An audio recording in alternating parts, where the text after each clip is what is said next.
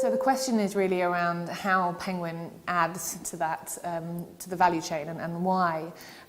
You're quite right, a digital age in which somebody could publish themselves, why they would still choose to be with Penguin.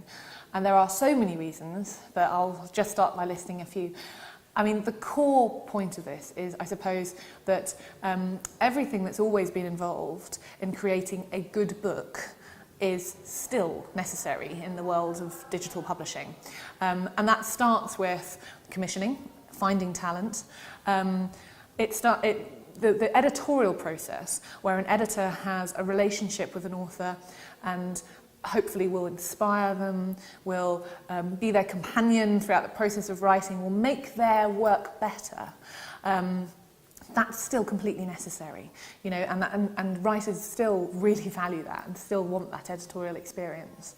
The packaging of the whole product, thinking about who is the reader of this book, what's the target market, the design that goes into it, the typesetting, the way that you create a file that's still pleasurable to read on a screen requires just the same disciplines and rigour that we've always had, and even more, in fact, because there's multiple devices that you could possibly read on, so we have to think plurally, in 5 different devices in mind at the same time.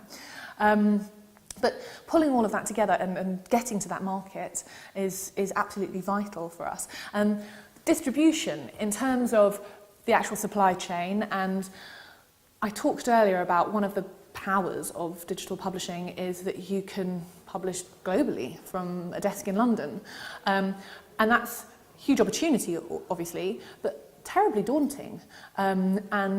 Yes, absolutely, some authors may well be completely prepared to think about doing the metadata for their book for digital stores in Korea and China and Vietnam, and all over the world. But actually, plenty of them absolutely don't, because it's a new set of expertise. It's not just digital marketing expertise, it's global digital marketing expertise. Different markets with different flavours, thinking about the pricing decisions that you have to make there, about how you position things differently in that. All of that sort of business work, I suppose, the publisher will do in the distribution piece. And of course, it's not just about distributing and making it available, making it discoverable. It's also about creating the appetite for that book.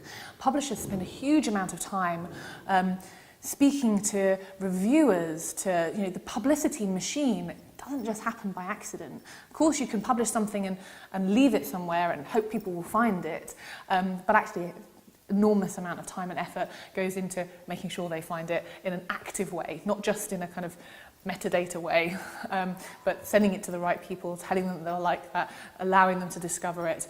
And finally, I suppose at Penguin we do a huge amount of work with talking direct to the customers, and that's understanding readers, talking to them in the language that we know they want to be talked to in many different channels, on every social network, on our own websites, on our own apps, with different tones of voice, and presenting the book that we're championing and in love with on behalf of the author who's written it, in the best possible way to get the best possible return for that author. And that's something that takes a huge amount of systems and insight and intelligence and effort to do. And I think all of those things, plus tons of things I've probably left out, are why authors, particularly those who really want to focus on writing, will absolutely want a publisher.